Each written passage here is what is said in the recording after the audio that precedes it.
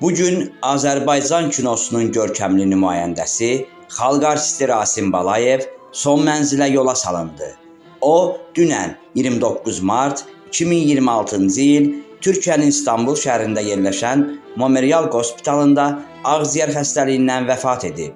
Vida mərasimi Akademik Milli Dram Teatrında keçirilib və yüzlərlə insan sənətkara son ehtiramını bildirib. Sənət dostları, ictimaiyyət nümayəndələri və sevənləri onun xatirəsini dərin hörmətlə yad ediblər.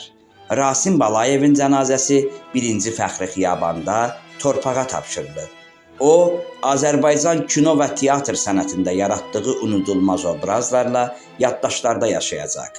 Allah rəhmət eləsin, ruhun şad olsun ustad.